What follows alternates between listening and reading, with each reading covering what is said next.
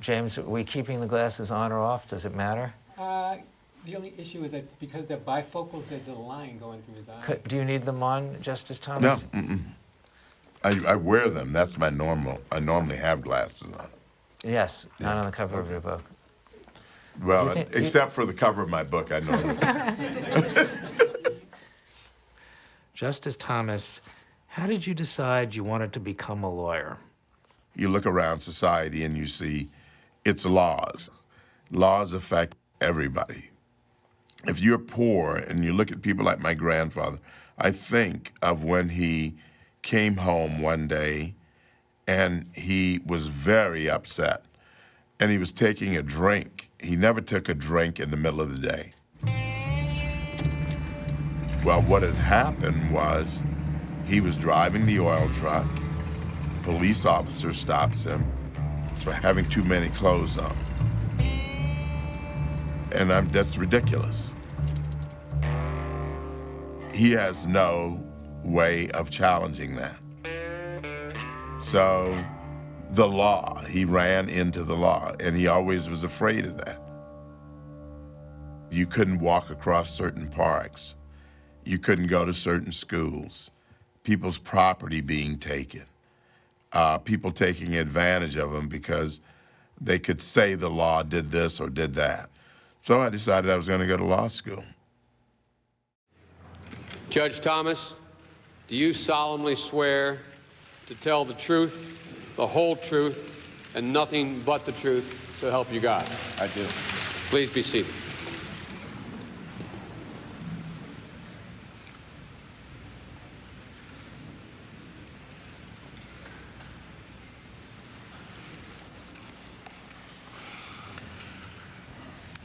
Let me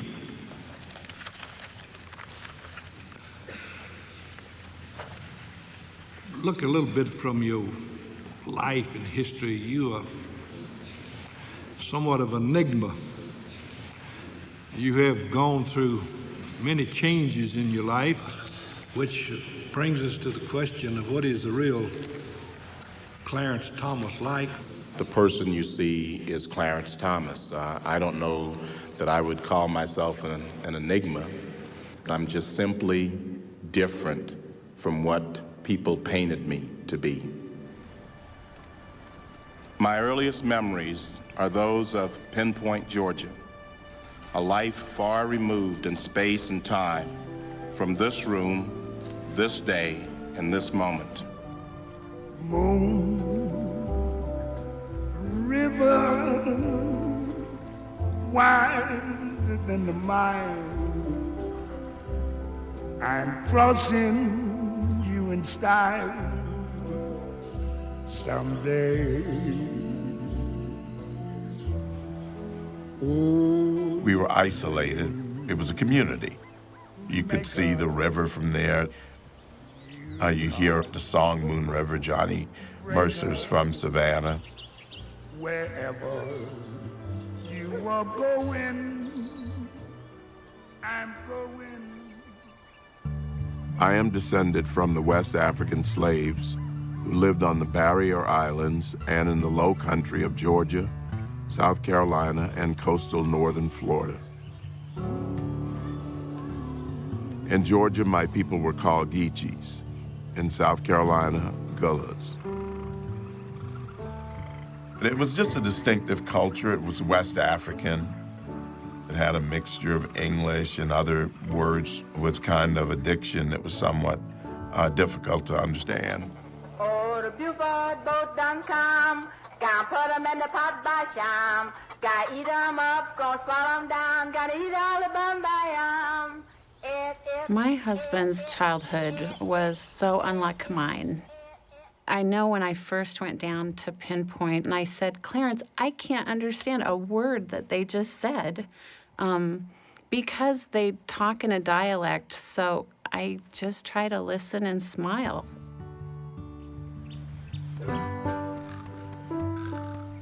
I was born at home right on Shipyard Creek in 1948. My mother always said I was too stubborn to cry. And I guess that was sort of an indication of the kind of person I would be. I'm a middle child. My mother had all of us, we think, before she was 20. And then she and my father separated when I was a toddler. So I would have no early memories of him. I have memories of other family members, but he wasn't there. He wasn't among the family members.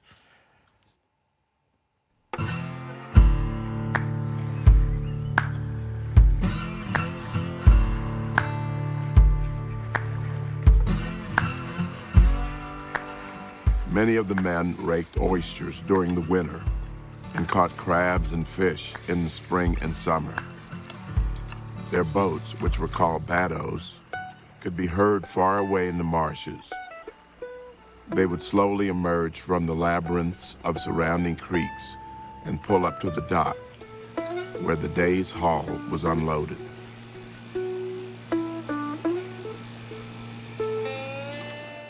The women picked crab. People like my mother and my relatives did that at the crab factory. And they also shucked oysters, all of which is hard work. Well, when they were gone, we were on our own.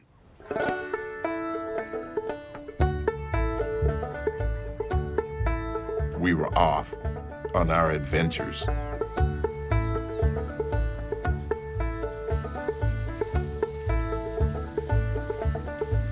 We would catch minnows in the creek.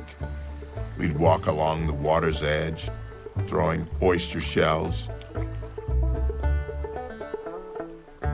Most people didn't have store-bought toys, so you had lots of old tires that had gone bad.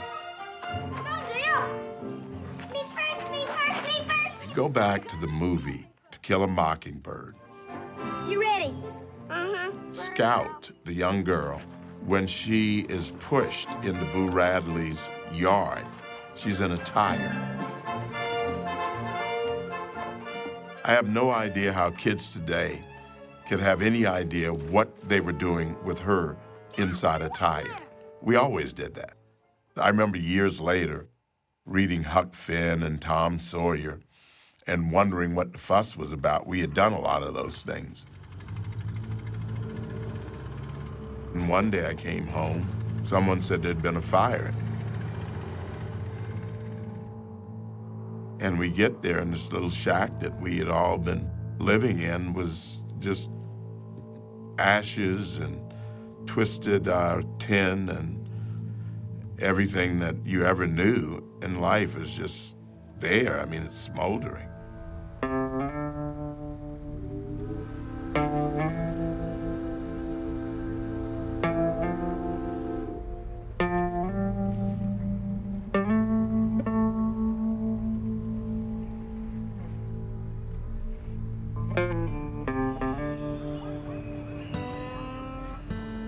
When I was a boy, Savannah was hell.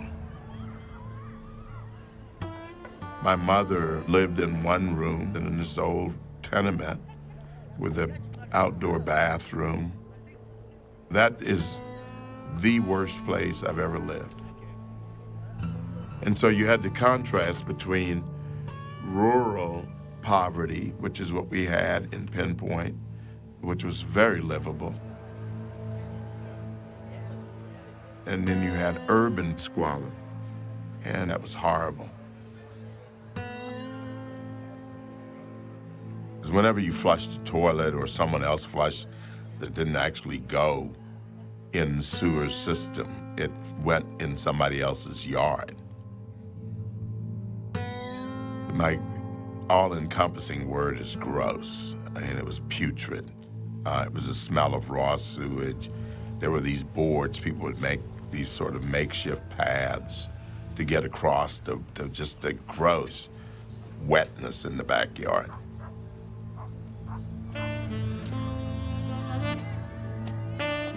But Savannah's still a segregated city.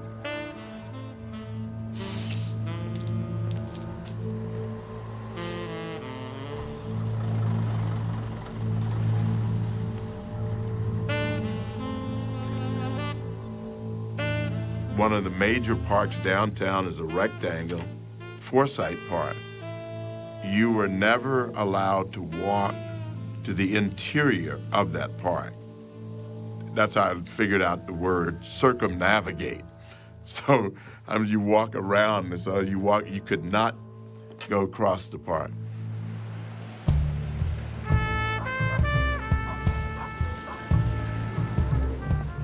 I was supposed to go to school in the afternoon. My mother wasn't there to make me go because she had to go to work. So I wandered the streets by myself. I was 6.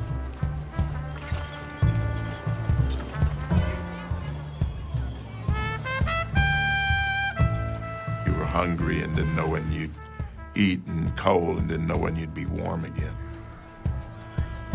My mother had difficulty with 2 little boys and working as a maid.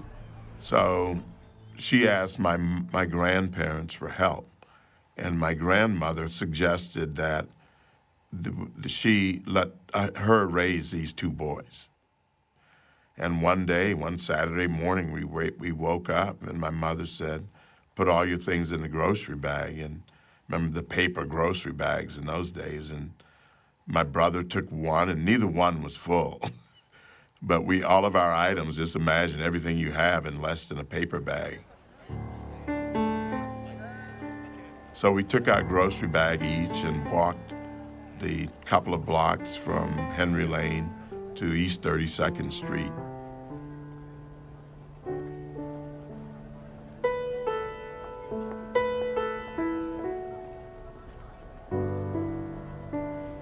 That was the longest and most significant journey I ever made because it changed my entire life.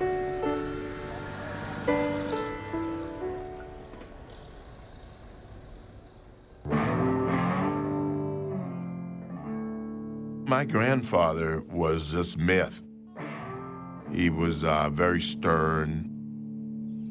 So he sat us there at the kitchen table and he said, boys, the damn vacation is over.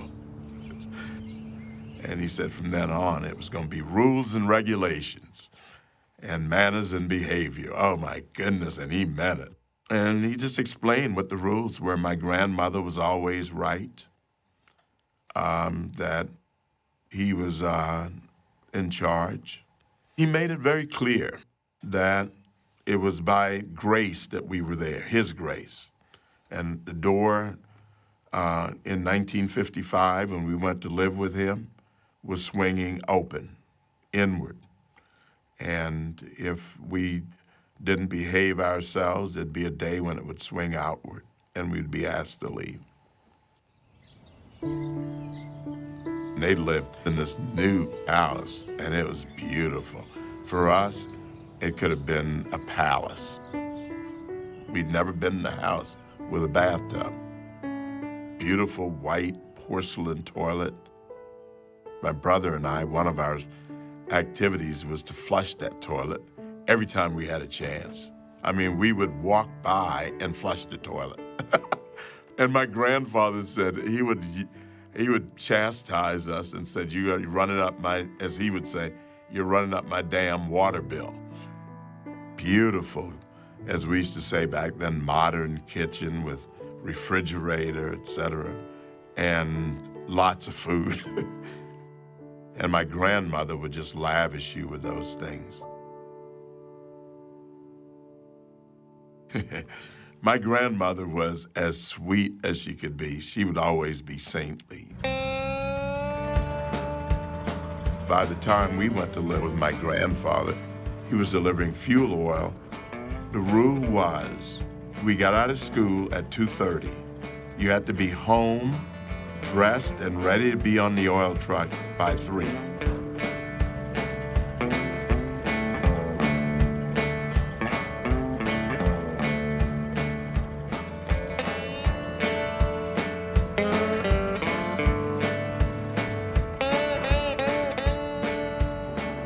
When you rode with him, he was the professor.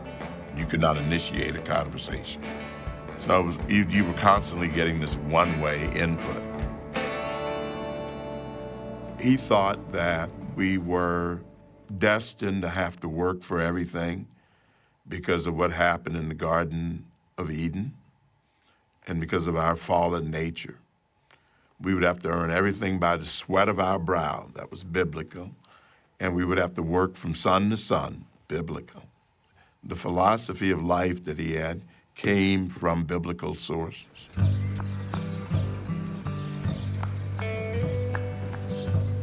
On Christmas Day, 1957, we went to the place where he had grown up, which we called the farm.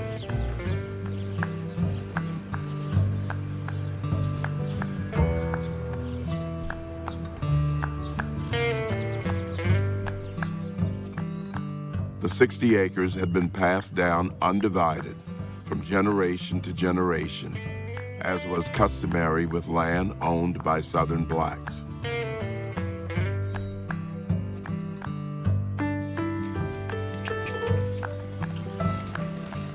And every summer after that, we farmed.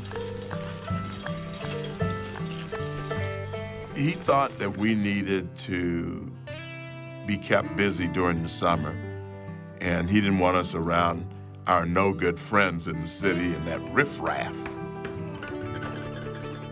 He said the idle hands were the devil's workshop.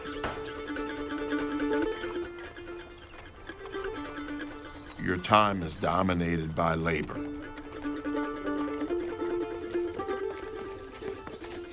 And there's a lot of it, from sun to sun. He started plowing with Cousin Jack's horse, Lizzie, which was a very spirited animal. And we would go running behind them. We cut down trees, and he would always do it manually. You didn't use a chainsaw, you used a crosscut saw. It seemed like everything was made to be doubly hard. You're a little kid, you say you can't do it, and he would just say over and again, old man can't is dead. I'll bury him. You're building a fence line. You have to learn how to stretch barbed wire. If you did something stupid, he would say to you, you know what? If I could cultivate your head down to the size of your brain, a peanut hull would make you a sunhat. Now, that's not exactly a compliment. You get to learn how to gut fish. You don't want to be there up to your eyebrow in scales and fish guts and smell. And then the accompaniment, the flies, the gnats, the mosquitoes, etc. And you'd say, you want to give up? And he said, you can give out, but you can't give up. My grandmother would say, like, you should give them a compliment or do this. And he said, no, that's their job, to do it right. The family farm and our unheated oil truck became my most important classrooms. The schools in which my grandfather passed on the wisdom he had acquired as an ill-educated, modestly successful black man in the Deep South. My grandfather understood that education was the key because he didn't have it, and that's what held him back. And he said that he went to the 3rd grade, but school was 3 months out of the year because you had to work. Could he read the Bible? He could make out certain words in the Bible. When he got a portion of it, like most of the people I knew, most were uneducated and most were functionally illiterate, and many were totally illiterate. They would get a part of the Bible that they would memorize or that they knew the story, and that would become a part of their lexicon. He had gone his own way and converted to Roman Catholicism in 1949. It followed that Catholic schools had to be better than public schools. So he sent my brother and me to one. Remember now, I'm 7 years old. My brother is 6. And he says to us, you are going to go to school every day. And if you are sick, you're still going. And if you die, I will take your body for 3 days to make sure you're not faking. And he meant it.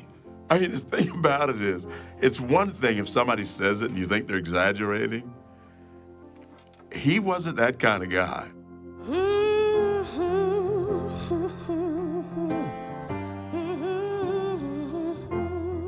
The Catholic schools were very orderly. My brother used to say, when you walked in there, you could hear a gnat tiptoeing across cotton.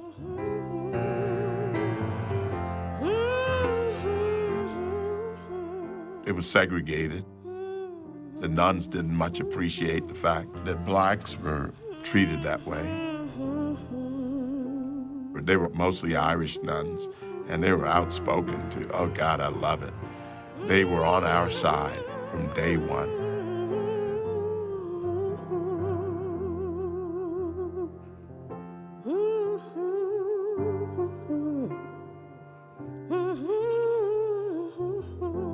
You knew they loved you. And when you think somebody loves you and deeply cares about your interests, somehow they can get you to do hard things.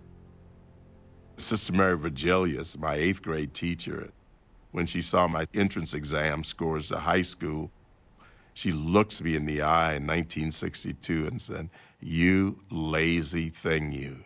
In other words, I was underachieving. It was actually accurate, and I've never forgotten it. Having been one of St. Benedict's most dependable altar boys, I had also been thinking about the possibility of becoming a priest. A few months shy of my 16th birthday, I decided I wanted to enter St. John Vianney, the diocesan minor seminary, to prepare for the priesthood. So I told my grandfather, who wasn't initially all that excited because it was expensive. And I remember when he took me to the front porch to have a talk. And I told him that I thought I had a vocation and it would be great. And he said, "Well, if you go, you know you can't quit."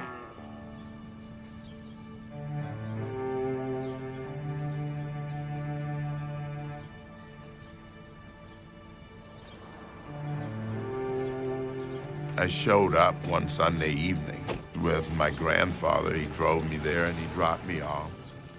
And then he left. And so I'm there by myself and I look around and so I'm the new kid, so I'm the outsider and I'm black. So obviously I didn't fit right in. So it's like, what the heck? Did you have kind of a fear of failure in the early days? It's a new world in every way. It's a foreign world. And the work is much more demanding. So obviously, that would create the sense in you that I may not be able to live up to the expectations.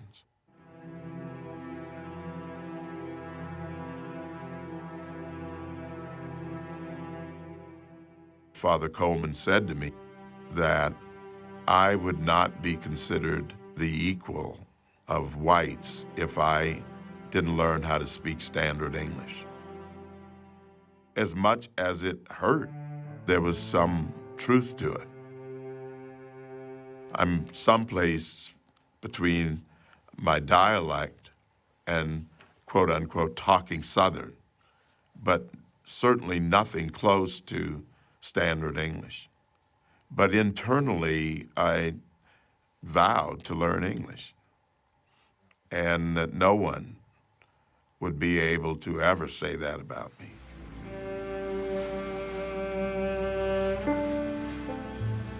We were doing Robert Frost, and we came across this point. 2 roads diverge in the woods, and I took the one less traveled by, and that has made all the difference.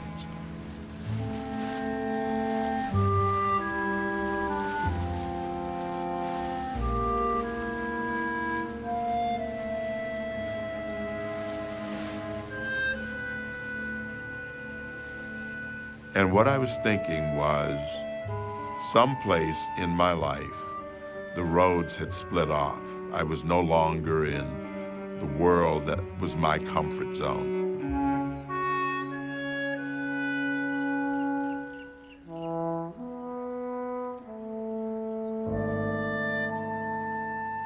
I had gone to the seminary. I had gone to all white schools. And then it's made all the difference. What was that difference? That I didn't know. I was never going to be a part of that world. I was never going to be white. The problem is I can never go back completely to the world I came from.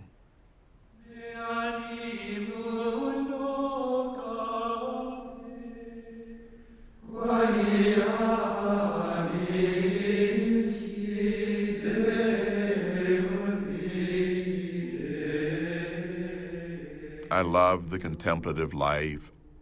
I loved lauds, which was the morning prayers, vespers, evening prayers. I loved the Gregorian chant.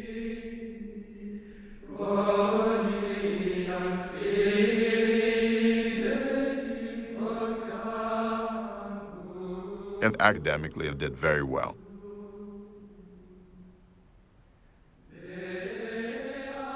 So what was the caption under your photo in that yearbook? I think it's blew that test, only a 98. And here was my thinking.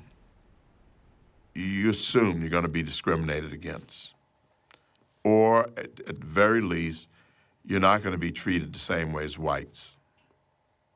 So, I can't get a 98. And if I'm going to force someone to have to discriminate against me, then I have to have 100. In other words, leave them nothing but race. To force them, it's sort of like checkmate. Okay?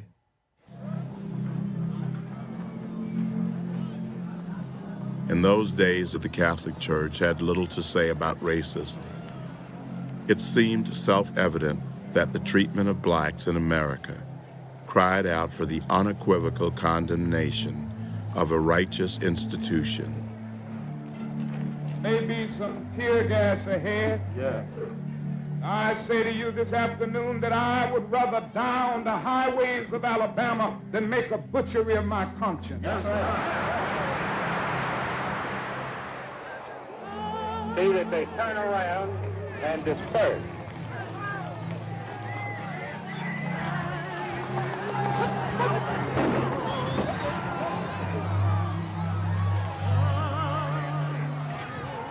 Yet, the church remained silent, and its silence haunted me. I prayed for guidance in the presence of the Blessed Sacrament, but instead of comfort, I found only sorrow and confusion.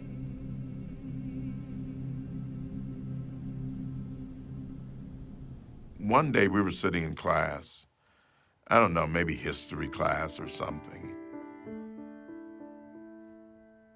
People pass notes from time to time, so I get a note. The note said, I like Martin Luther King. And then you just open up a small note, you open up the inside, and it just had the word dead. You have a range of emotions, disappointment, anger, you want to lash out, you want to yell. In the spring, when I was walking back into the hall, someone was down watching TV, and he yelled up from the basement as I was walking in the dorm. He said, Martin Luther King has just been shot. Dr. King was standing on the balcony of a second-floor hotel room tonight when, according to a companion, a shot was fired from across the street. And the seminarian in front of me said, that's good. I hope the son of a bitch dies. And that was pretty much the end of me.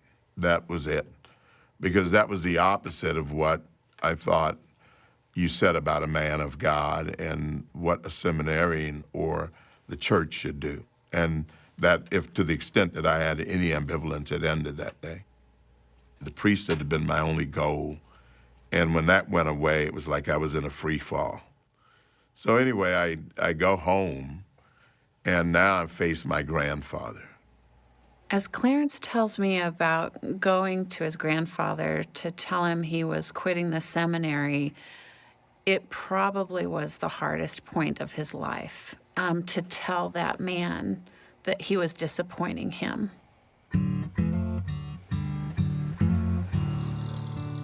And I'd like to say it's facing the music, but it wasn't music. It was a stony silence almost, and it was a coldness. So he took me to the living room, and he said that, as he had promised, when we came to live in 1955, that the door opened inward then. Now it was opening outward, and I was to leave his house. Since I had made the decisions of a man, I should live like one. And I said, when? And he said, I'll never forget it. Today, this day. I think I was fumbling around. I said, well, are you still going to help me with college? He said, no, you're a man, you figure it out. Where could I go? What would I do? First, the seminary, then the country. Now, the only real home I'd ever known. All were crashing around me.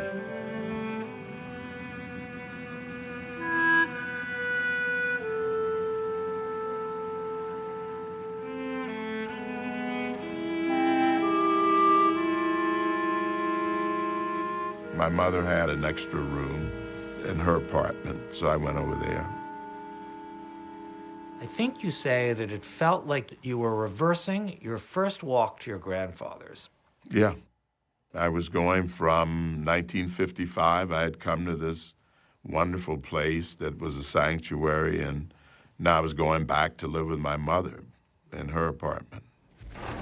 Washington, Chicago, Detroit, Boston, New York, these are just a few of the cities in which the Negro anguish over Dr. King's murder expressed itself in violent destruction. In summer '68 was when you had a lot of the riots. I mean, I thought everything was coming apart. Some buildings were put to the torch, while the looters stripped block after block of stores along 7th Street. I was getting ready for work, and I was listening to the radio while I did that. Oh, my God. Senator Kennedy has been shot.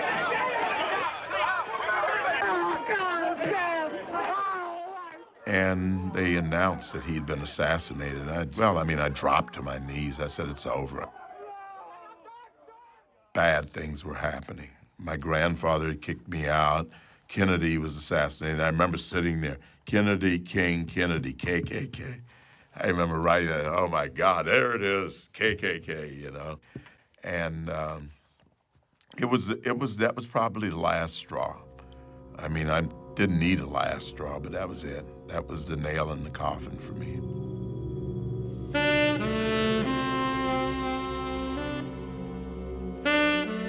And for the first time in my life, racism and race explained everything. It became sort of the substitute religion. I shoved aside Catholicism, and now it was all about race.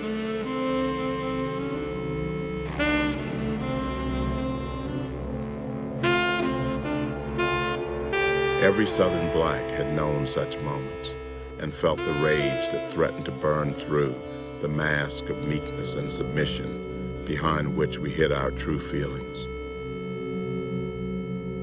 I'm angry with my grandfather. I'm angry with the church. If it's a warm day, I'm angry. If it's a cold day, I'm angry.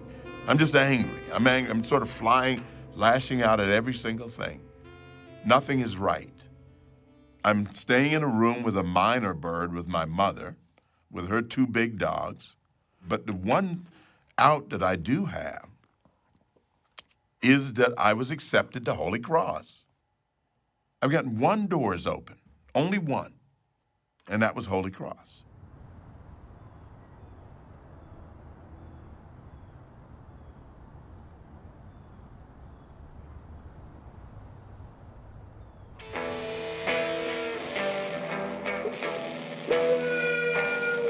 When he left the seminary, and found his way to Holy Cross. He was entering society that was in turmoil. And he found his way to other blacks at Holy Cross who were very radical and Marxist.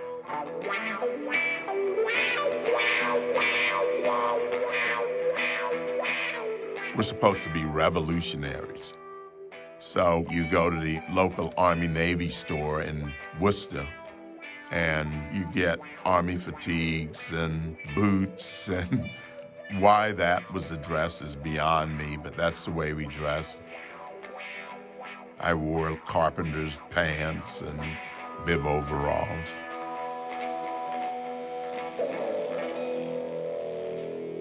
We're going to shoot the cops who are shooting our black brothers in the back in this country. That's where we're going. We were for anybody who's kind of in your face. It could be Stokely Carmichael, it could be H. Rap Brown. Now, the brothers in here maintain that they will stay here until the university is willing to talk on their turn. It could be Angela Davis, it could be Huey Newton. So the more radical tended to be the people we gravitated toward. Art Martin decided to start a black student union, and he had some ideas, but I could type. I said, I'll type it up. I had my trusty Smith Corona typewriter with automatic return. So I said, what do you want in it? He said, anything you put in it. So I typed it up, and that became the Black Student Union. When did you first meet Kathy Ambush, and what was she like? I met her in my sophomore year. Our politics overlapped. Our politics tended to be more radical to left. We'd started dating and would date throughout my time at Holy Cross. When I would go back home, the exchanges with my grandfather were really horrible. Because I'd talk about the revolution, and I'd be drinking and wouldn't comb my hair, and it was bad. And he looked at me, and he would say to me, I didn't raise you to be like this.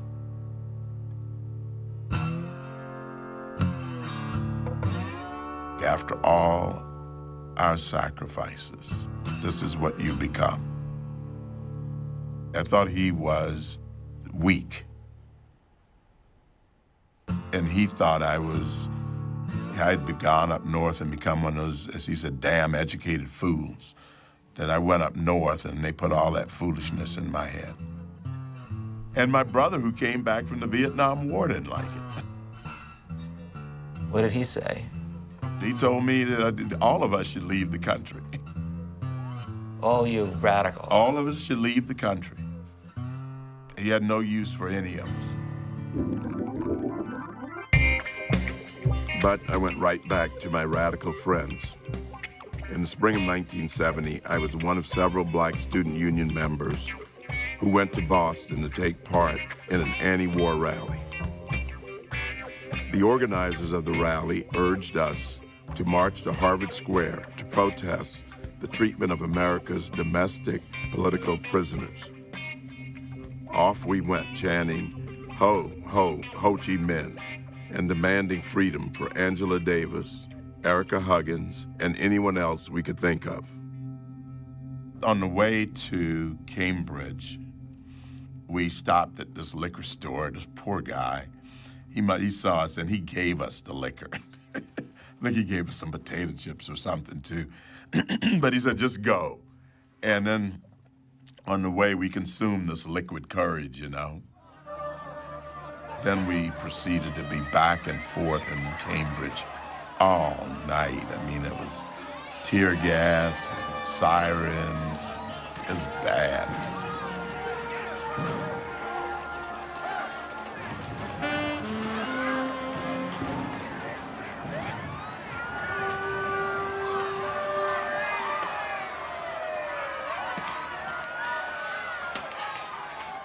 I saw what I had become. I didn't even care about it. I didn't care about getting hurt or anything else or what was happening to other people.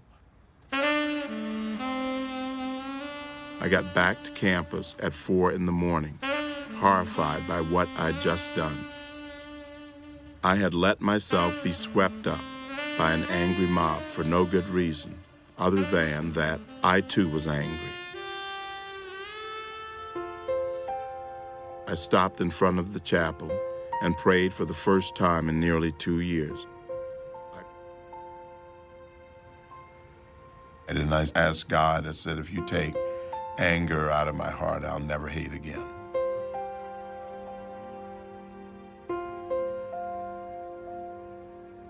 And that was the beginning of the slow return to where I started.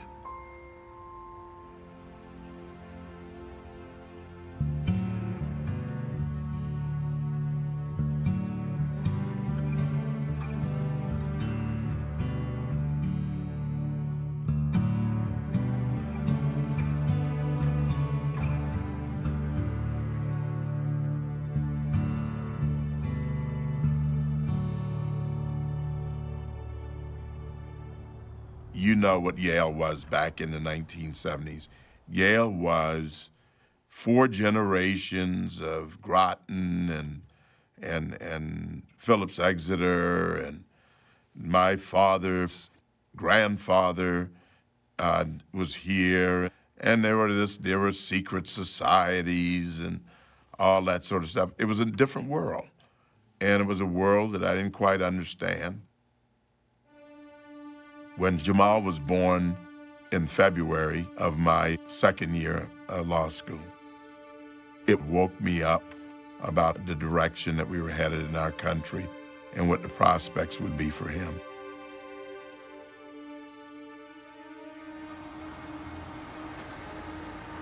I watched busing on TV, and busing was a big deal. Remember, because it was so violent in Boston.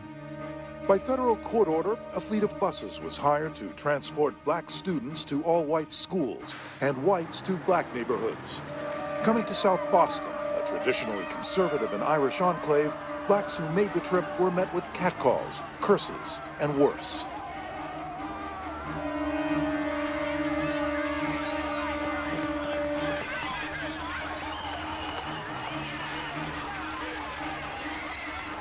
I'd been to South Boston, and I was scared to death to be over there. And the schools were as bad as the schools in Roxbury, where the black kids were from. So why were you sending a kid through all that trouble to go to a school that's as bad or worse? That didn't make any sense to me. Someone has a theory, and then they insert human beings into their theory. You know, it's sort of like, have theory, add people, you know? It's like instant coffee or something. Have coffee, add water. But I knew one thing. Nobody was gonna have some social experiment and throw my son in there.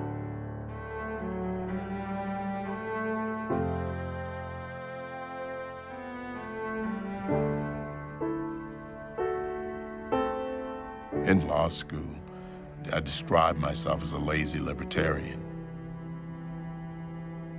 And it was because I was looking at structures or restrictions on me, whether they were religious restrictions or structures or strictures on me, my grandfather and his rules, society and its rules.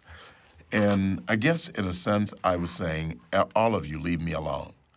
In fact, my mantra when I was in law school is, leave me alone. Mr. Rourke, the commission is yours. Were you influenced by Ayn Rand's libertarian philosophy? You know, Ayn Rand and Fountainhead started in high school, and this would play out later in law school. We want you to adapt your building like this. And we must always compromise with the general taste, Mr. Rourke. You understand that, I'm sure. No. If you want my work, you must take it as it is or not at all. And so when you read these books, you say, yeah, okay, I'll become a day laborer rather than be told what to do. Rourke, this is sheer insanity. Can't you give in just once? After all, you have to live. Not that way. How else? Don't you have to work? I'd rather work as a day laborer if necessary. I'd rather total failure in your world than to be told what to do, or to be made to do something that I think is wrong.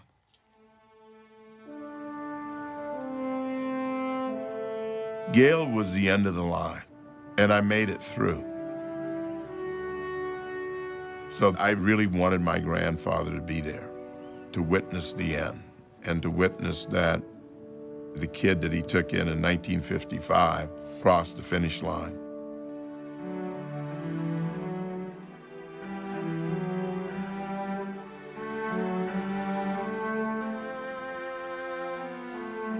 My grandfather did not come. He always had a reason. And you know, I think I think he was upset with me. I could understand that. And I certainly had not given him any good reasons to have any deep and warm, fuzzy feelings about me or my graduation. So nobody could come. That was probably more difficult for me and embittered me more than anything else. I interviewed for jobs in D.C., Atlanta, New York, L.A., with anyone, anywhere who might hire me. If you were black and you were at Yale, the presumptions were quite different than if you were white. So if you're white and you graduated from Yale, the presumption is what? It is that you are really among the best. On the other hand, if you're black and you're there, you didn't really quite belong there. So we'll discount that a bit. You can say 10%, 5%, whatever. But the reality was that discounted approach resulted in certainly me not being able to get a job. But eventually, the Missouri Attorney General, Jack Danforth, offered you a job. It was the only job offer I got. It was the quintessential Hobson's choice. He went on to promise me, Clarence, I promise you more work for less money than anybody in the country. The pay was $10,800. The hardest part about taking the job was he was a Republican. And the idea of working for a Republican was repulsive at best. I was a registered Democrat, I was left-wing, and as nice as he was still a Republican. Putting that nicety aside, I wound up going.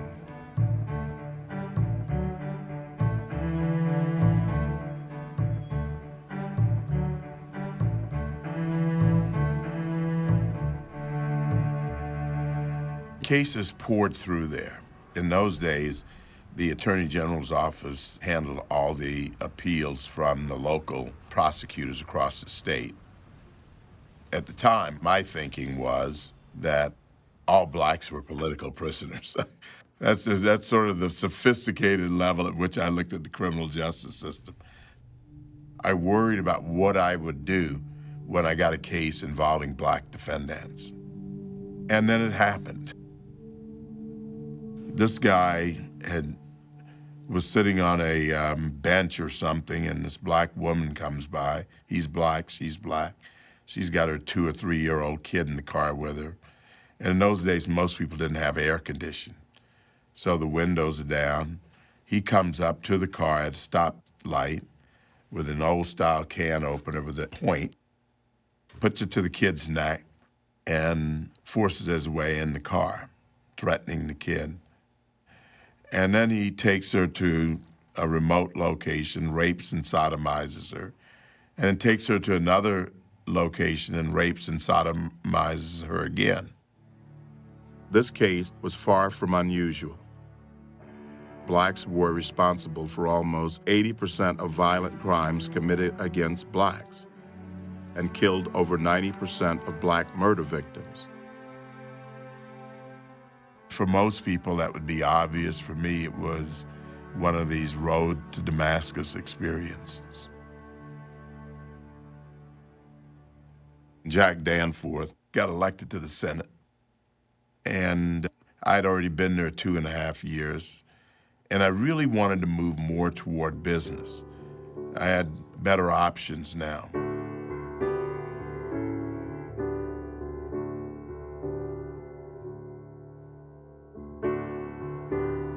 It was a fine job, but it was not enough work for me. I had too much energy. They spoon-fed the work, and they parceled it out. I was used to the work pouring in. I noticed that Monsanto employed a number of talented blacks who should have been moving up the corporate ladder far more quickly. Did you go to speak to the affirmative action manager? And I confronted him about it, and he pulls out this EEO report with the numbers on it. It was one of these computer printouts, as though those are people. You know, he's not talking about who's getting training, who's got mentors, what assignments they have, who's getting promoted. He's got his report that he shows to the Labor Department, and that's these statistics. The affirmative action manager, he was African-American as Yes, well. yeah. Mm-hmm. He wasn't sympathetic? He was doing his job, and his reports said he was okay. He didn't care that these other black managers were stalled? Well, I don't know if he cared.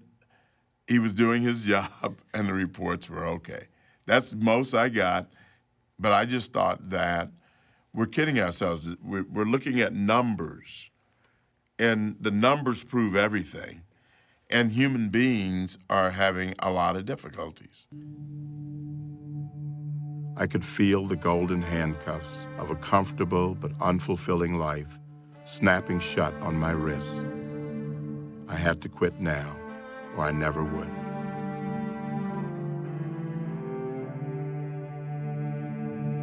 And shortly after that, I get a call from Senator Danforth to see if I'd be interested in working for him.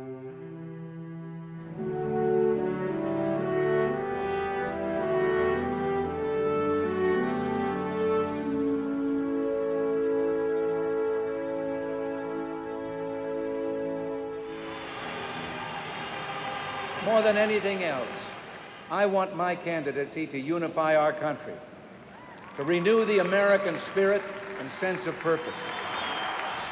In the fall of 1980, I had decided to vote for Ronald Reagan.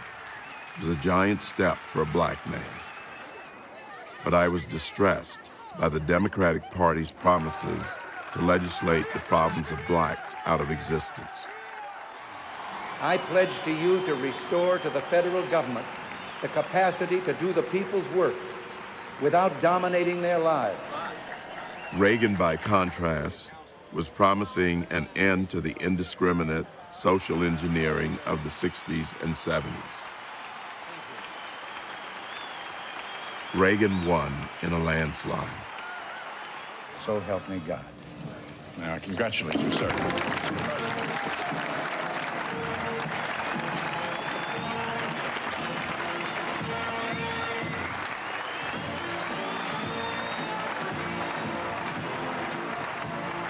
For the first time in my adult life, Washington was full of serious talk about the possibility of getting government off the backs of the poor.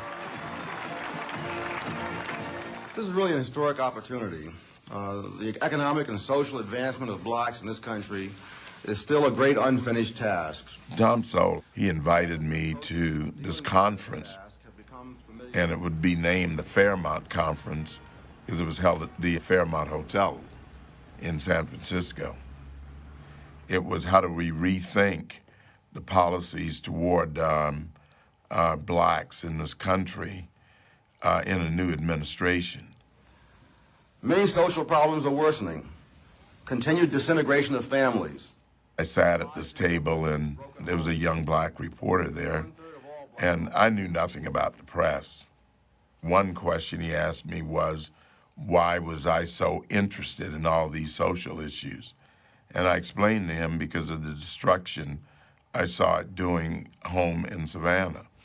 And as an example of that, I used my sister and her kids being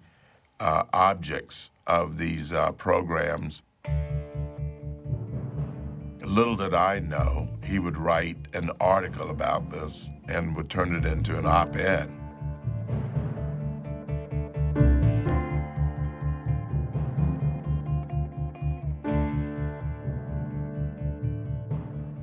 The article by Juan Williams became a point at which Clarence became a public persona.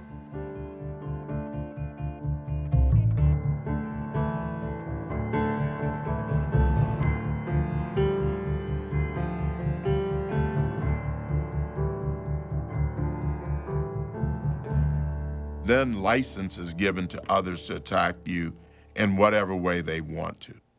You're not really black because you're not doing what we expect black people to do. You weren't supposed to oppose busing. You weren't supposed to oppose welfare. Perhaps it marked a course for you, Justice Thomas. Oh, I don't know if it marked a course, but there was no going back.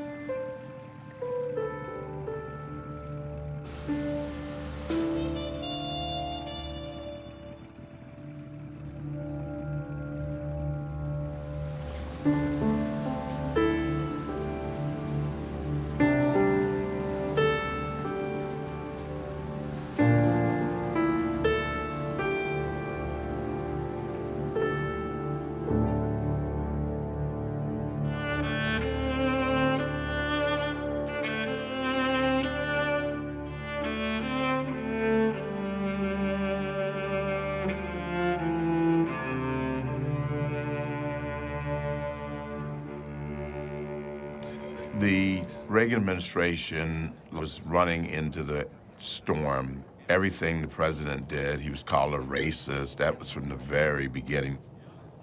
I was under constant attack. Oh my gosh. We have attempted in the last 2 years to remedy a wide range of problems within the commission.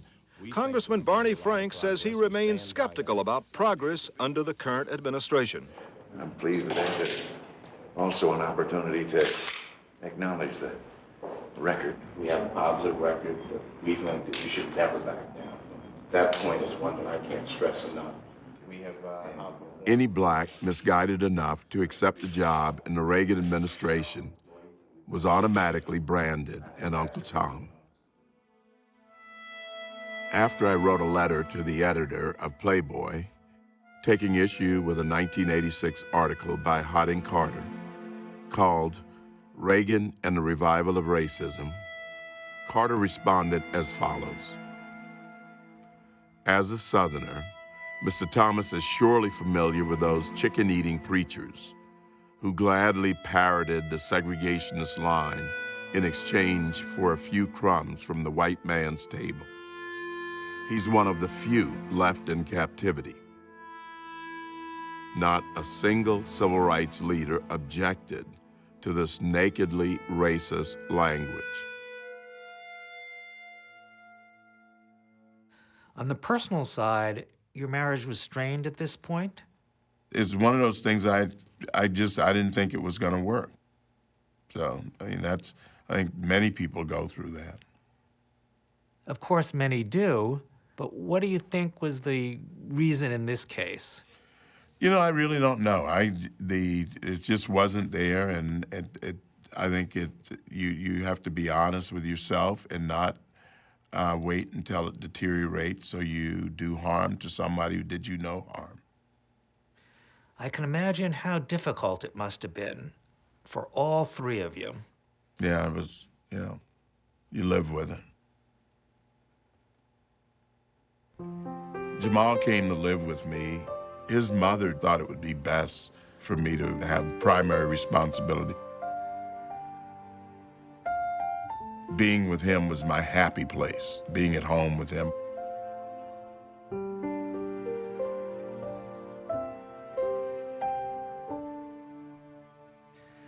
How did you first hear that your grandfather was dying? Well, I don't know how we get so busy in D.C. I totally regret not going home more. I just regret it.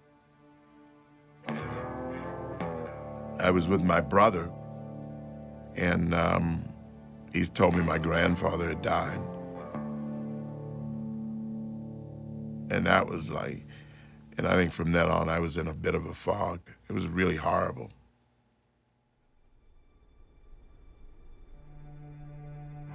When I got to the funeral, no sooner did the service begin than I started to weep shamelessly and uncontrollably. All I could do was think of the things I wish I had done differently. Why had I spent so much time arguing with him? I would never be able to tell him how right he'd been or how much I admired and loved him.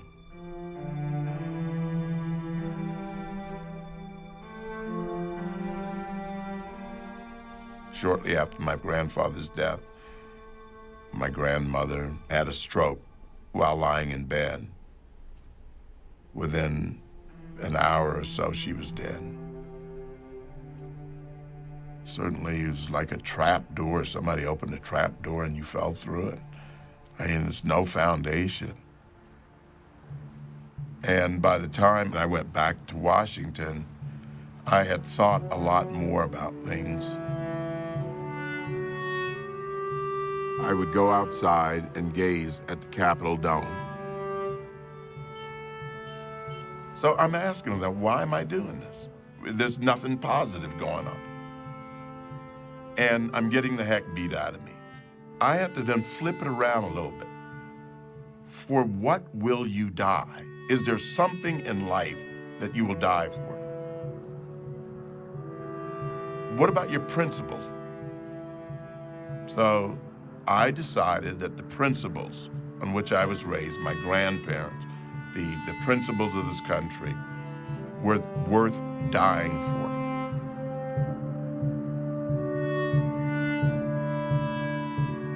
So what are these principles? I was interested in why this government? Why this government? Why not a parliamentary system? Why not a dictatorship? When Clarence was at EEOC, one of the best things looking back that he did was to hire 2 speechwriters who worked with him on reading founding documents and understanding American exceptionalism. So John Marini and Ken Masugi were anchors for what came out to be his jurisprudence. And we would literally spend hours discussing the founding. And then they would give me reading materials, and we would write articles, and we would go off to American Political Science Association events and argue with positivists and libertarians. Oh gosh, now that was a lot of fun in the sea of all this stuff. Thomas Jefferson had written in 1776, "All men are created equal. They are endowed by their Creator with certain unalienable rights." That's natural law in a nutshell. How then could a country founded on these principles have permitted slavery and segregation to exist? The answer was that it couldn't, not without being untrue to its own ideals.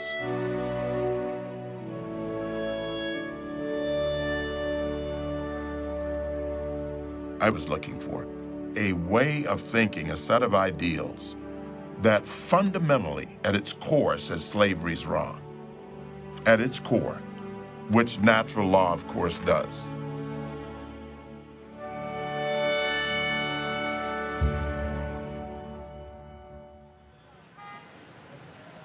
I was scheduled to go up to New York to a meeting, and she happened to be there. We met in 1986 at a conference on how long does America need race preference policies to get over slavery. And his experiences were so resonant and so powerful and so genuine. I was struck by him. She was a gift from God that I had prayed for.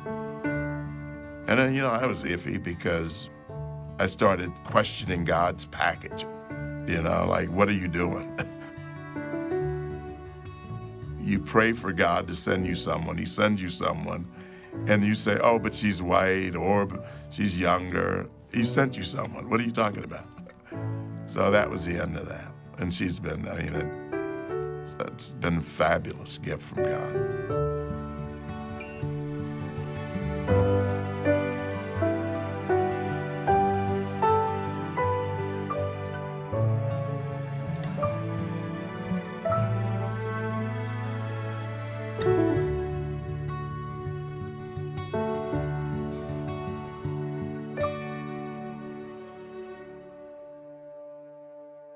George H.W. Bush's transition team asked if I would be interested in becoming a federal judge. That's a job for old people, I said. I'm 40. I can't see myself spending the rest of my life as a judge. They asked me to talk to Larry Silberman, who was a judge on the D.C. Circuit. I said, Larry, I don't want a lifetime appointment. He said, Clarence, it's not slavery. You can leave if you don't like it.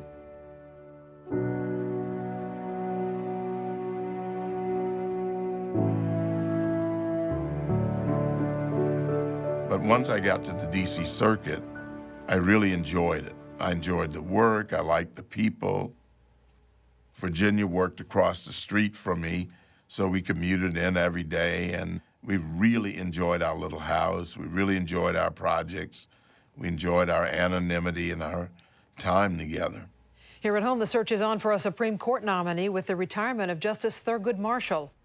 All I know is that Justice Marshall retired, and that was a shock.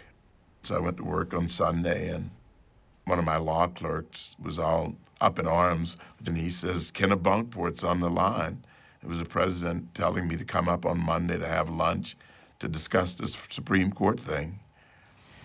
I am very pleased to announce that I will nominate Judge Clarence Thomas to serve as Associate Justice of the United States Supreme Court. Judge, a question for you. What do you say to critics who say the only reason you're being picked is because you're black? I think a lot worse things have been said. I disagree with that, but I'll have to live with it. You refer him to the press? How about that for an answer? Well, I also say I didn't make this election. I mean, the attacks started immediately. And the things they accused you of everything but murder, I guess. The Senate Majority Leader George Mitchell told reporters that the nomination shows that President Bush is against quotas for every position except the Supreme Court. Judge Thomas praises Louis Farrakhan, the black Muslim minister notorious for his pro-Hitler, anti-Semitic rhetoric. Thomas's strict Catholic education terrifies abortion rights groups afraid of more abortion restrictions. Did you meet with board members of the NAACP? They said they were going to be non-committal and were not going to oppose me.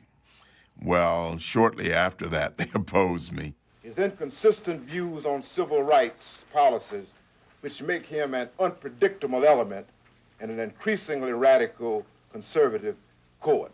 And what I was told by friends who gave me a copy of the AFL-CIO's letter to them requiring them to oppose me, what I was told was that they needed cover for the women's groups to oppose me. So they needed the NAACP out front. Write your senators and representatives.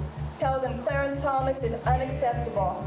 He has indicated that he believes in natural law and he does not believe in privacy. We don't need a lot of questions to be asked before we bark this guy. We simply immediately bark him. We want you to organize pickets of their offices, follow them from the airport to their supermarket. There is substantial opposition to Clarence Thomas.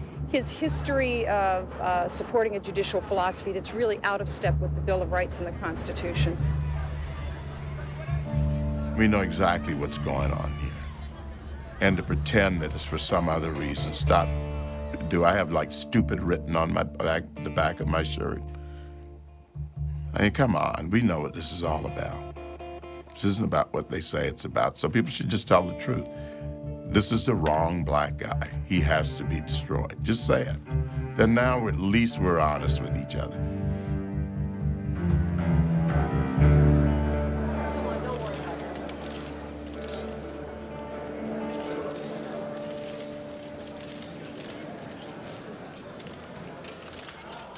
He knew he was going into the trial of his life with the Senate, run by the Democrats. The hearing will come to order. We knew it was in the lion's den. Good morning, Judge. Welcome to the blinding lights. Finding out what you mean when you say that you would apply the natural law philosophy to the Constitution is, in my view, the single most important task of this committee. Senator Biden was very focused on natural law. How did that go? Who knows? I have no idea what he was talking about. I just want to make sure we all know what we're talking about here, that you and I know at least what we're talking about here. There's a fervent and aggressive school of thought that wishes to see natural law further inform the Constitution than it does now, argued against by the positivist led by Judge Bork. Now again, that may be lost on all the people. You know and I know what we're talking about. I have to be perfectly honest with you. You sit there and you have no idea what they are talking about. All I know is that he was asking me these questions about natural law. Someone may apply it in a way, like Moore, who leads him in a direction that is, quote, liberal. You may apply it in a way that leads you in a direction that's conservative. Or you may, like many argue, not apply it at all. But it is a fundamental question that is going to be almost impossible for non-lawyers to grasp in an exchange. But you know and I know it is a big, big deal. And in conclusion, one of the things you do in hearings is you have to sit there and look attentively at people you know have no idea what they're talking about. And it was fine. I understood what he was trying to do. I didn't really appreciate it. Natural law was nothing more than a way of tricking me into talking about abortion. Since many Catholic moral philosophers saw the two things as intimately related. But my interest in natural law was different. those who subscribe to this moral code view of natural law call into question a wide range of personal and family rights, from reproductive freedom to each individual's choice over procreation.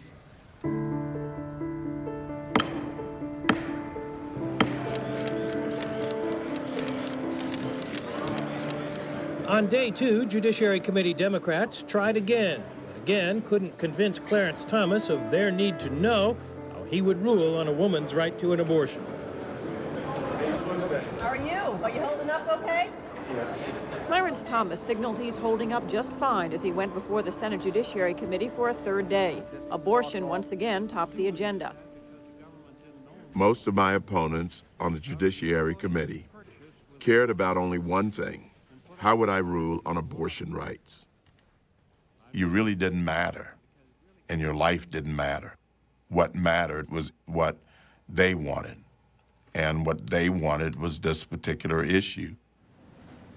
Have you ever had discussion of Roe versus Wade, other than in this room? Only, I guess, Senator, in the fact that in the most general sense, if you're asking me whether or not I've ever debated the contents of it, the answer to that is no, Senator. Well, with all due respect, Judge, I have some difficulty with your answer. You ask us to believe that an intelligent and outspoken person like yourself has never discussed Roe v. Wade with another human being? They refused to believe you had not discussed Roe v. Wade. Well, you know what? They refuse to believe a lot of things. It's really, isn't that fascinating? I had to have discussed it because they wanted me had to have discussed it. It goes back to the thing about affirmative action. You have to believe in affirmative action because we think you ought to believe in affirmative action. Well, how's that different from slavery? How's that different from segregation? How's that different from being told you can't walk across that park? Oh, you can't think those thoughts. How's it any different? You know what? I'd prefer to be excluded from the park because I can live my life quite freely without having set foot in a park. But you can't live it freely without having your own thoughts. I felt as though in my life I had been looking at the wrong people as the people who would be problematic toward me. We were told that, oh, it's going to be the bigot in the pickup truck, it's going to be the Klansman, it's going to be the rural sheriff. And I'm not saying that there weren't some of those who were bad, but it turned out that through all of that, ultimately the biggest impediment was the modern day liberal. That they were the ones who would discount all those things because they have one issue or because they have the authority, the power to caricature you. Thank you all. Thank you and your family for your cooperation. We'll recess for 5 minutes.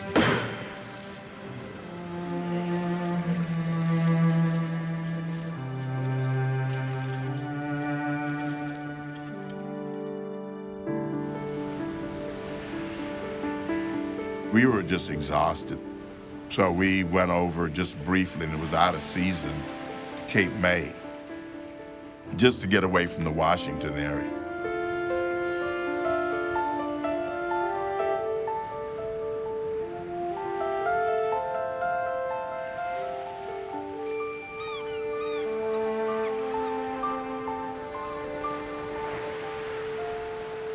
We had just gotten back, and that's when all heck broke loose. A call came from the White House that we were going to be visited by the FBI. What was that like when the FBI came? As soon as they stepped in, they said, "Do you know Anita Hill?" I said, "What?" And then they said, "Did you ever try to go out with her, or did you ever discuss pornographic stuff with her?" No way. And that was, I said, "You got to be kidding." And then it's just like, you're deflated. You said, "This is where we're going now." So maybe I felt more like Joseph K. in the trial, that suddenly you're minding your business and you were arrested one morning. You're entering an unknown world. Well, this obviously isn't anything of any importance. Quite honestly, I can't remember a single offense that could be charged against me. It's obviously a mistake. Something very trivial. I have no idea what I'm supposed to have done. I'm sorry to disappoint you, but I'm afraid you won't find any subversive literature or pornography. Don't touch those record albums. What's this thing? That's my pornograph. My phone. What's this? The FBI called back that afternoon. They said that this is uncorroborated. There are no facts, that we don't think there's anything to it.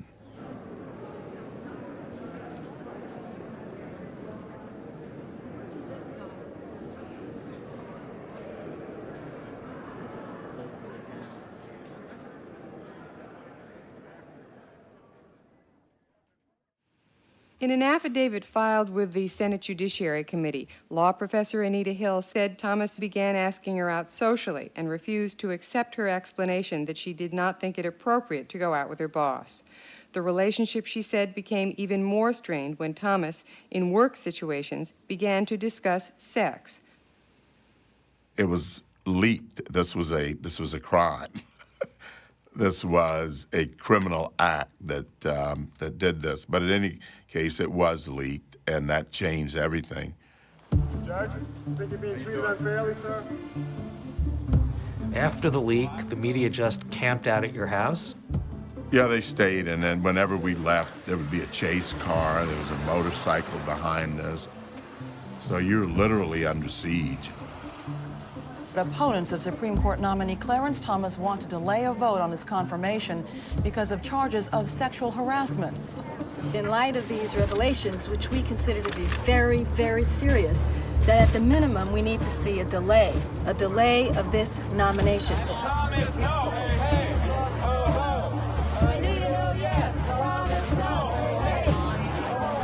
Several interest groups, including the Women's Legal Defense Fund and the National Organization for Women, are also calling for a delay.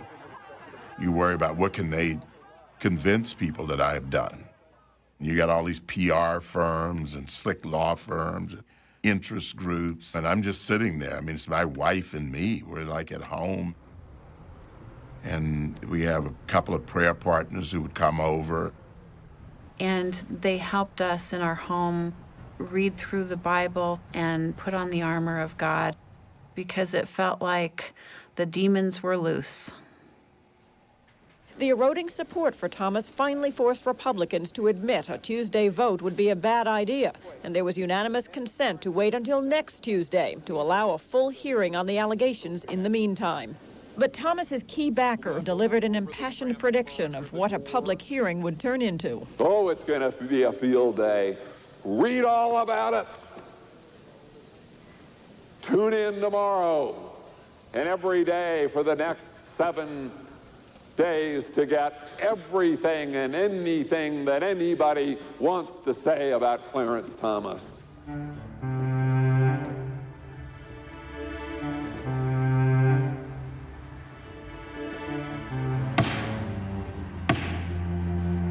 The hearing will come to order. Mr. Chairman, Senator Thurman, members of the committee, I welcome the opportunity to clear my name today. The first I learned of the allegations by Professor Anita Hill was on September 25th, 1991, when the FBI came to my home to investigate her allegations. I was shocked, surprised, hurt, and enormously saddened. I have not been the same since that day. Let me describe my relationship with Anita Hill. In 1981, after I went to the Department of Education as an assistant secretary in the Office of Civil Rights, I hired Anita Hill. Anita Hill was an attorney advisor who worked directly with me. Anita Hill joined me at EEOC. At EEOC, our relationship was more distant and our contacts less frequent. Although I did not see Anita Hill often after she left EEOC, I did see her on 1 or 2 subsequent visits to Tulsa, Oklahoma. And on one visit, I believe she drove me to the airport. I find it particularly troubling that she never raised any hint that she was uncomfortable with me. She did not raise or mention it when considering moving with me to EEOC from the Department of Education. And she never raised it with me when she left EEOC and was moving on in her life. But I have not said or done the things that Anita Hill has alleged. God has gotten me through the days since September 25th, and He is my judge.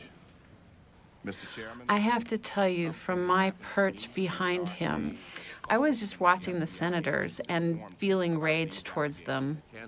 And I especially focused on Senator Kennedy and the things that I knew he had done in his life, and the nerve of any of this to come out to a man like I know and I love.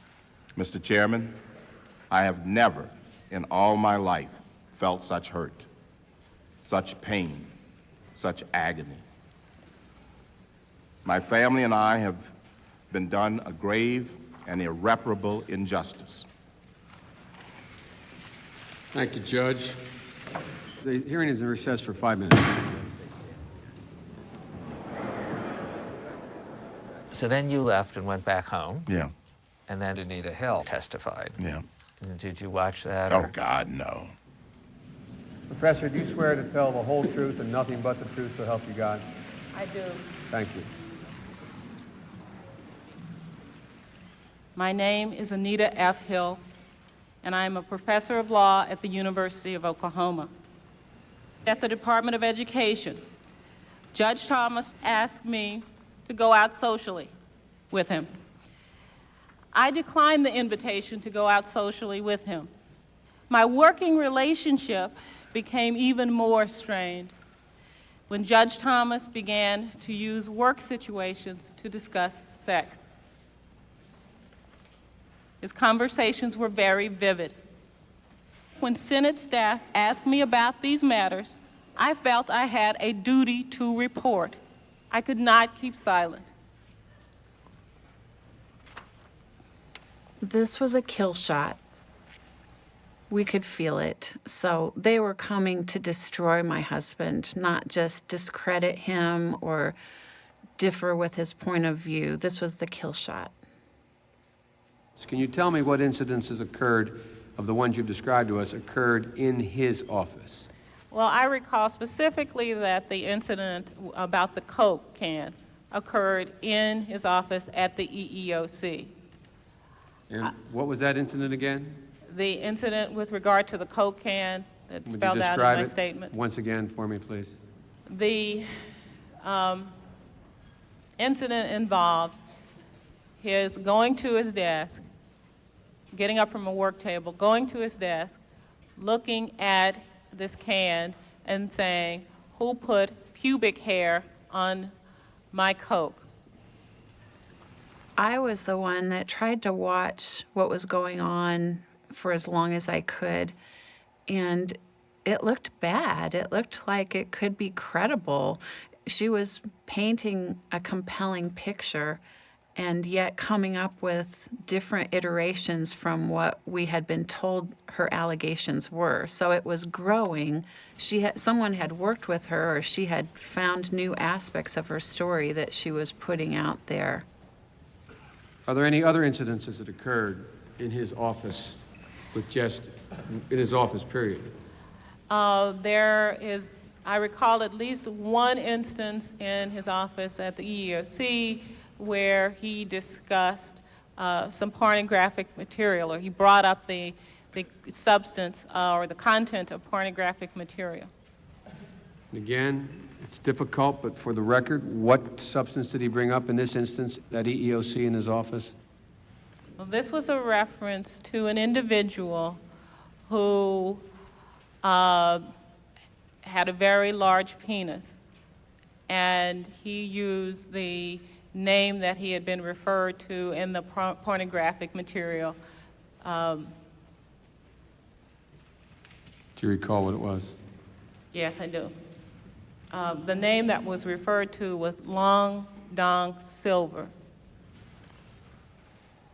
Honestly, it was a nightmare to hear about any of her charges, whether it was the pubic hair on the Coke can or Long Dong Silver. It was all jarring. It was all so wrong. It was so shocking. And I'm sure America was tuning in to C-SPAN, and it was horrendous because it was so untrue. Then she told me what they were saying, and I said, oh, well, thank God, I know that didn't happen, because I'd never known. So yeah, I was tormenting myself, trying to dig through like endless memories. Did I do something? Did I say something? Was it a joke? And when they said whatever it was, they said, I said, that didn't happen. So it was the first relief I felt. Why in God's name, when he left his position of power or status or authority over you, and you left it in 1983, why in God's name would you ever speak to a man like that the rest of your life? That's a very good question. And I'm sure that I can't not answer that to your satisfaction.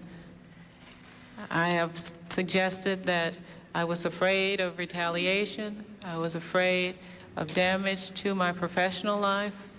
It just seems that so incredible to me that you would not only have visited with him twice after that period and after he was no longer able to manipulate you or to destroy you, that you then not only visited with him but took him to the airport, and then 11 times contacted him. That part of it is a most contradictory and puzzling thing for me.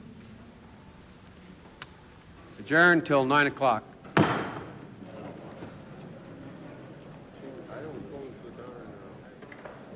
Senator Danforth called me at home after that testimony, and they wanted me to testify that night to not let the testimony, her testimony, be fill up the news cycle.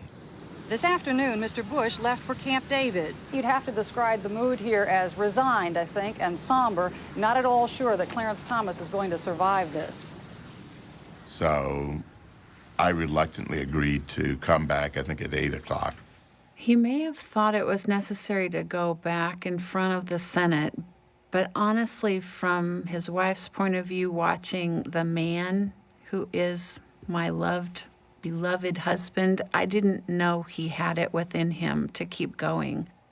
So I get to Senator Danforth's office, and we sit and we begin to discuss what's ahead. So I was exhausted, and I asked him to get rid of all the people. And he turned off the lights. And I just laid down on the couch and just closed my eyes.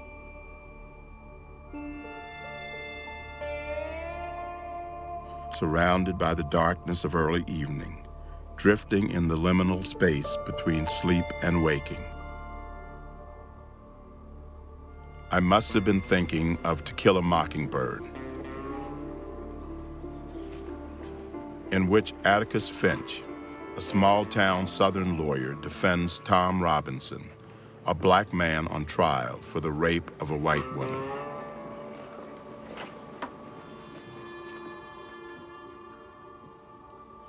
Gentlemen of the jury, have you reached a verdict? We have, Your Honor. I had lived my whole life knowing that Tom's fate might be mine. Strip away the fancy talk, and you were left with the same old story. You can't trust black men around women. We find the defendant guilty as charged.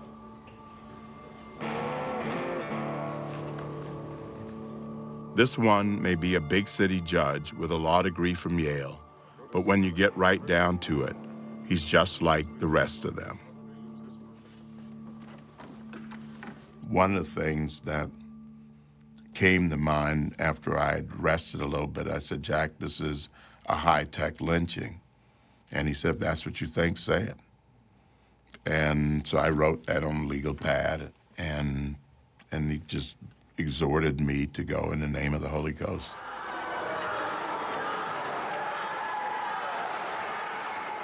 There were conservative groups who were marshaling activists from around the country to come in and line the hallways.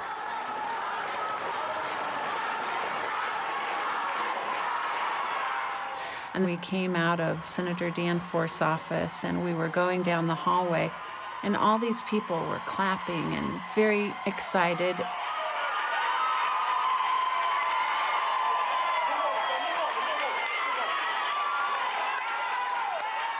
And he said to me, "Who are those people?" And I said, "I think they're angels."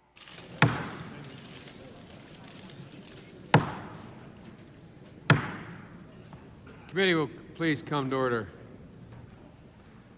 Do you have anything you'd like to say? Senator, I would like to start by saying unequivocally, uncategorically, that I deny each and every single allegation against me today that suggested in any way that I had conversations of a sexual nature or about pornographic material with Anita Hill, that I ever attempted to date her, that I ever had any personal sexual interest in her, or that I in any way ever harassed her.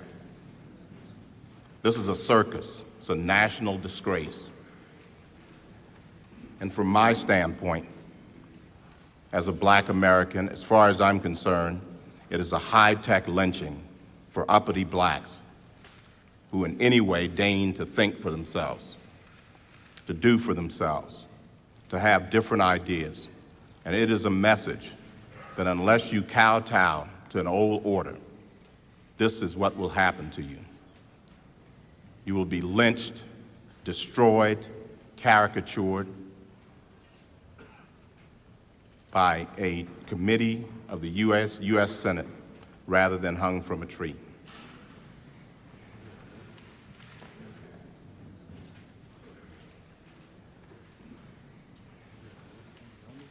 When Clarence gave the high-tech lynching speech, I knew how little of my husband was sitting in front of me. And I knew that God was with him because I knew he wasn't doing that on his own, because I knew how weak he was at that point. And Judge, what is your response to those specific charges again? Senator, my response is that I categorically, unequivocally deny them. Thank you. They did not occur. Senator, I wasn't harmed by the Klan. I wasn't harmed by the Knights of Camellia. I wasn't harmed by the Aryan race. I wasn't harmed by a racist group. I was harmed by this process, which accommodated these attacks on me. I would have preferred an assassin's bullet to this kind of living hell that they have put me and my family through.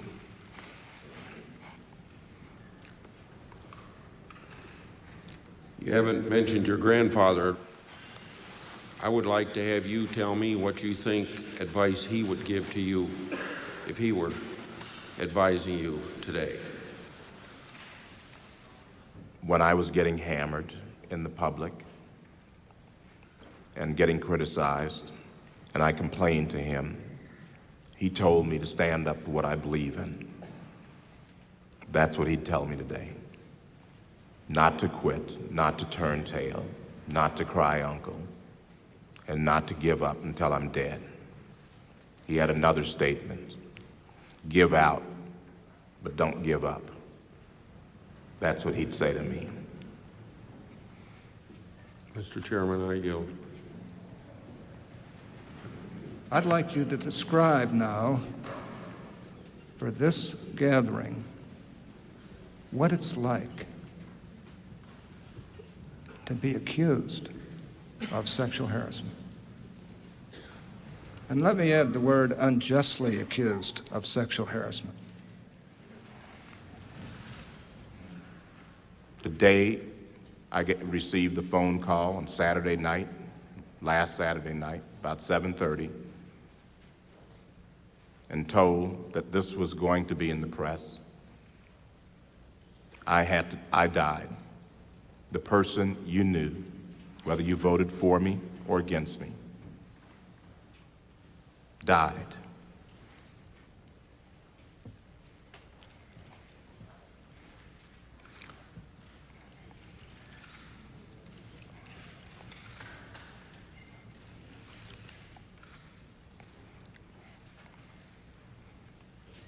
My view is that that is an injustice.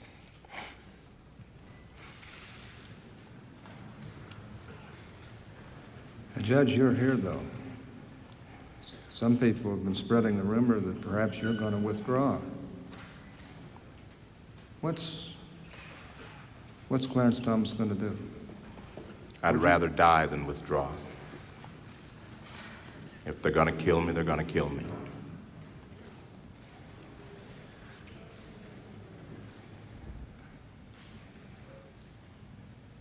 So you'd still like to serve on the Supreme Court? I'd rather die than withdraw from the process.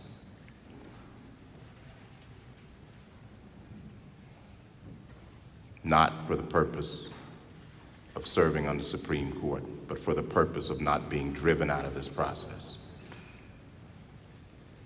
I would not be scared. I don't like bullies. I've never run from bullies. I never cry uncle, and I'm not going to cry uncle today, whether I want to be on the Supreme Court or not. We're recessed for 15 minutes.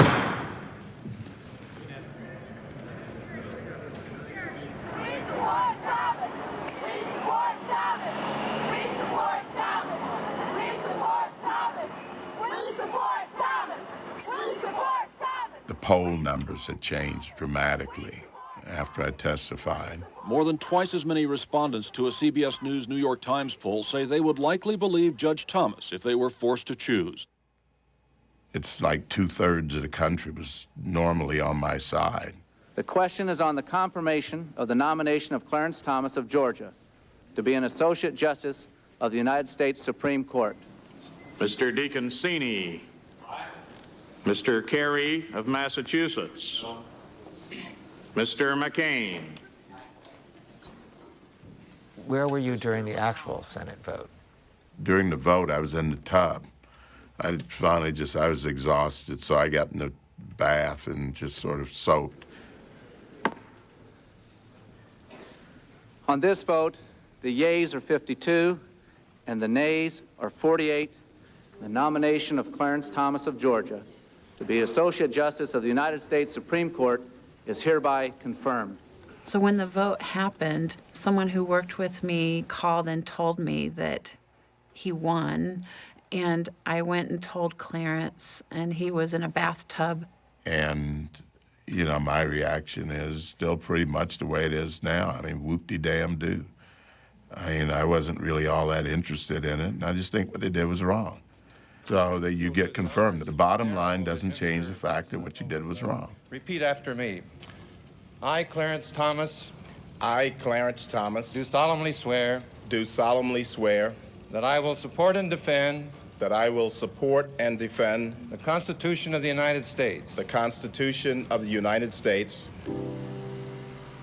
Without warning, memories of home, my grandparents, and the accumulated toil of the last 4 decades swirled through my mind.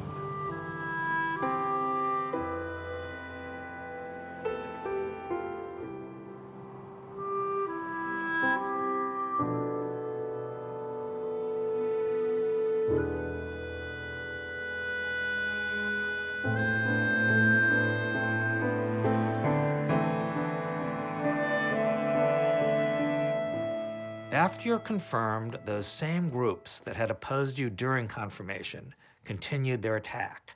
Yeah. Did that surprise you? Nothing they do surprises me anymore. It's just, it's unpleasant, but that's life.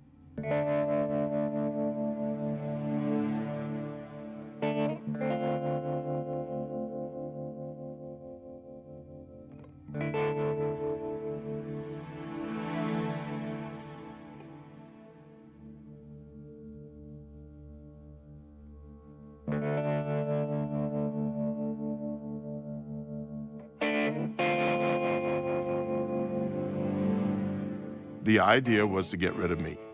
And then it was, after I was there, it was to undermine me. My credibility, my effectiveness. You want another brand muffin? I could use some more coffee, Clarence. Sure thing. Okay, let's move on to the case of Springfield Police Department versus Hector Rodriguez Gonzalez. Justice Thomas. Me? How are the rest of you guys gonna vote? I'm voting for the police department. I say, whatever the rest of you guys say.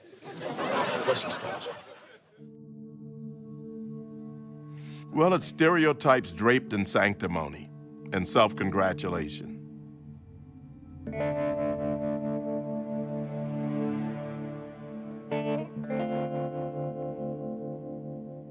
There's different sets of rules for different people. If you criticize a black person who's more liberal, you're a racist. Whereas if you can do whatever to me or to now Ben Carson, and that's fine because you're not really black because you're not doing what we expect black people to do.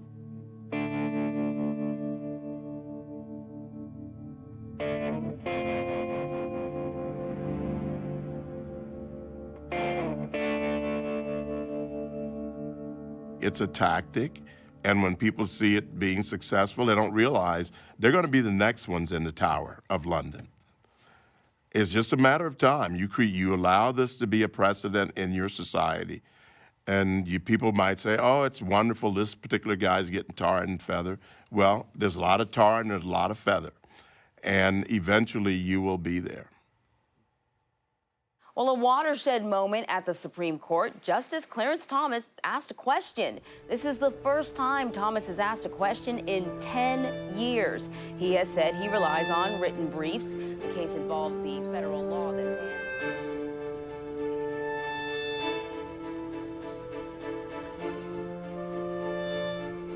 Some people say you don't ask enough questions during oral argument. We are judges, not advocates. And I think we should act accordingly. Yeah, we might have opinions, but it's not my job to argue with lawyers. It's their job to make their cases, and there's an advocate on each side. The referee in the game should not be a participant in the game. The way things are changed is when the senior member in the majority assigns who writes the opinion. When that opinion is in draft form, it circulates. And that's where the negotiations and the real work takes place.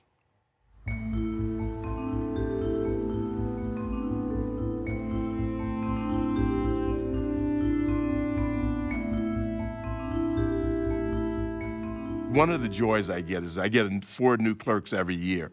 I hire 4 new clerks every year. Everybody who's chosen here was chosen for a reason, and very carefully.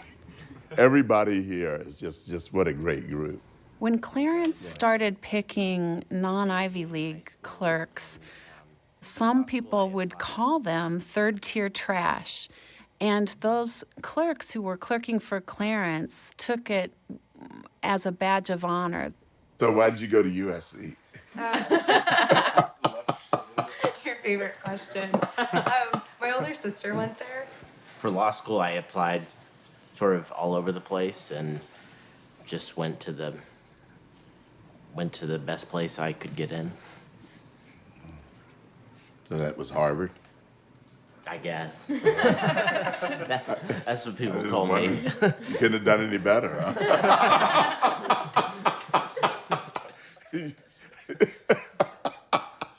We had some suggestions for you, but you didn't call us.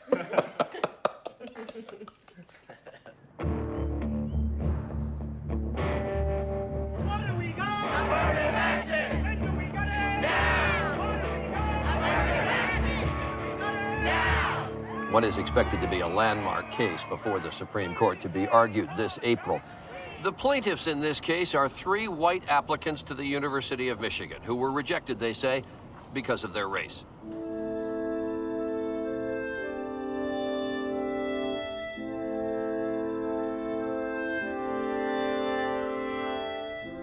Racial discrimination is not a permissible solution. That can only weaken the principle of equality embodied in the Declaration of Independence and the Equal Protection Clause. Show me in the Constitution where you get a right to separate citizens based on race. I think what we've become comfortable with is thinking that there is some good discrimination and some bad discrimination. Well, who gets to determine that? And if you look in the briefs and the race cases, the segregationists, the people who thought you should have a separate system, they said that they thought it was good for both races. So they thought it was good discrimination.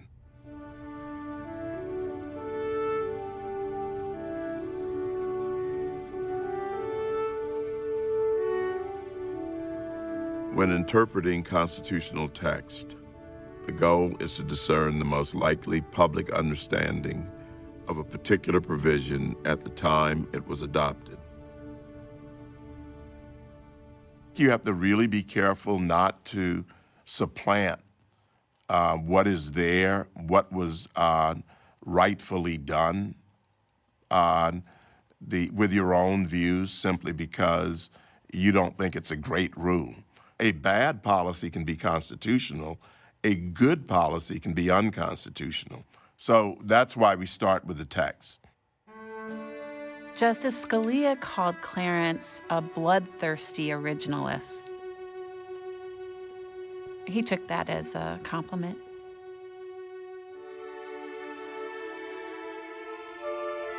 The framers understood natural law and natural rights a certain way, and it is an underpinning of our Declaration, which then becomes a foundation for the Constitution. They start with the rights of the individual. And where do those rights come from? They come from God. They're transcendent.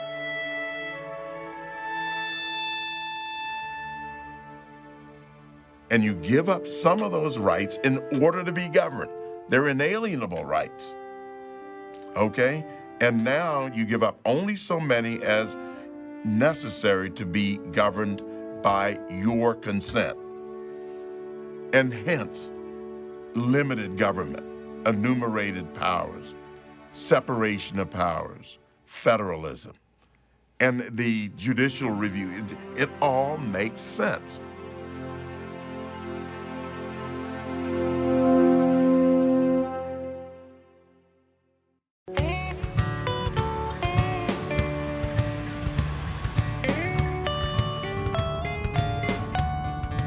One of Clarence's biggest loves is when he can get away from Washington, D.C. and be on the road in his motorhome.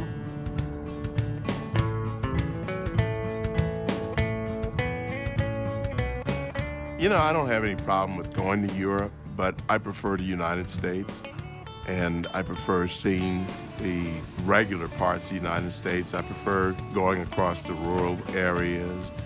I prefer the RV parks. I prefer the Walmart parking lots to the beaches and things like that. There's something normal to me about it. I come from regular stock, and I prefer that. I prefer being around that. I think he has a natural capacity to hear more than most of us do from regular people. Clarence's grandfather is the perfect example of an anchor in his life that was not seen by the elites as having value because he had such poor education. He was illiterate. But for Clarence, the wisdom from that man and the experience and the way he lived his life did make him the greatest man in his life. And I think he hopes that when he gets to heaven, that his grandfather would say, "Well done." I keep a bust of my grandfather that my wife had made over me, and I've done since I've been at the court. He was uncorrupted by modern thinking. When you can't read and write, you take in life as it is. You did things a certain way. You planted corn a certain way. You fed the hogs a certain way. You pulled the fence line a certain way. You plowed the field a certain way. And it always had to be the right way. I wanted to be able to say to him, I lived up to my oath and did my best.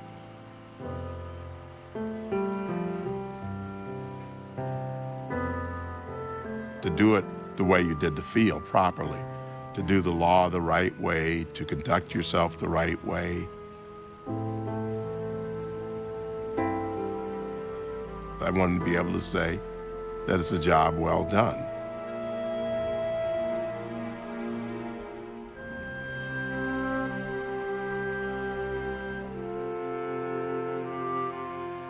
And to be a part of this country and this Constitution, there is a sense of fulfillment that you get to write and to think about and to defend the very thing that protects our liberties.